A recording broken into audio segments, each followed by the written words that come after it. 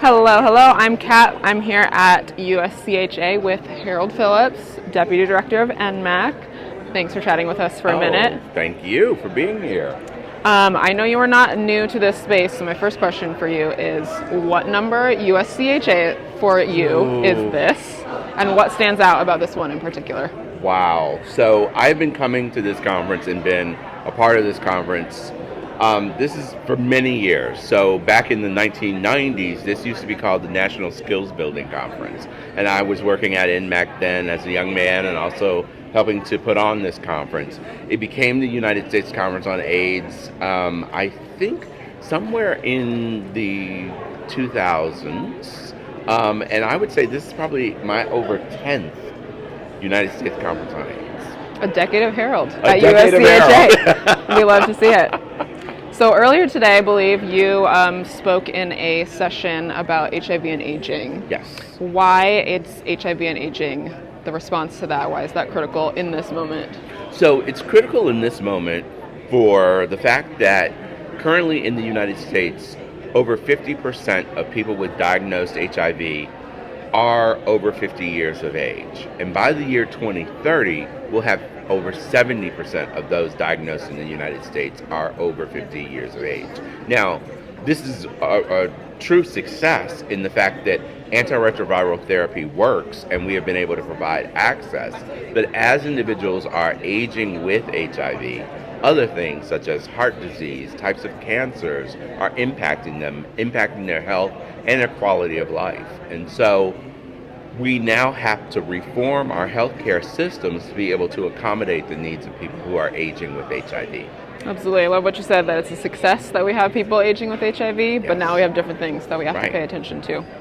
And so what for you is like the dream of how the HIV and aging response could and should look? Wow. I think that's a tough question because right now, I don't think we have all of the answers.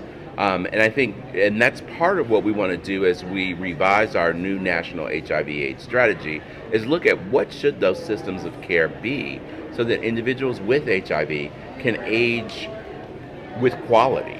And what does quality of life for people aging with HIV look like? You know, we haven't had this challenge before, and now this challenge is before us. And so, as a country, our healthcare systems, our social support systems, all need to now think about this, and we need both community input into the national AIDS strategy, but also input into how do we redesign our service delivery systems so that people with HIV, as they age, can have their quality of life.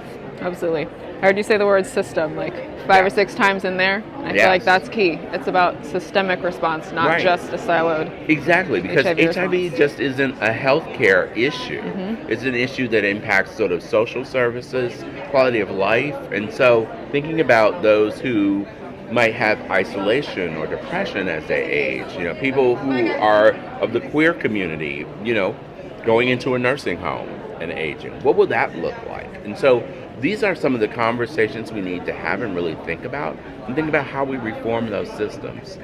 One of the things that I love about being in HIV for decades is I've seen how HIV has helped shape American society. So the fact that we talk about people with lived experience being part of the planning and service delivery, that came out of the HIV movement. The fact that many of our drugs that get approved now can be fast-tracked, the HIV community was part of that. And I think now is our time to really think about the HIV community being leaders in terms of reforming what aging looks like in American society. And I think it's both a challenge and a great opportunity for us to really reshape it. I mean, a lot of us look at aging and think, aging sucks. But that doesn't have to be the narrative. And I think it's the HIV community that's going to help change that narrative. You're right. Aging's going to be a beautiful thing. Right, exactly. I mean, it should be a beautiful, glorious thing and an achievement. As someone said in one of the plenaries in a poetry reading that they did, it was about, you know, there are so many things in life that are here to try to take us down and to keep us from living. And so living is a success, aging is a success, and we need services designed to help sort of amplify that success and ensure that everyone has access to those services. Absolutely. Yeah. Thank you so much, Harold, for talking about this with us. Thank you for elevating this at this conference, and hopefully we'll be able to make a lot of progress on this You're issue welcome. going forward. And thank you for being here at this conference and facing a hurricane and, and being part of it. Miss Francine was a challenge, but the HIV community stepped up and was like, we all want to be here for this conference and be in community and network and have these really important discussions. So thank you. Absolutely. Thank you, and thank you. Thank you.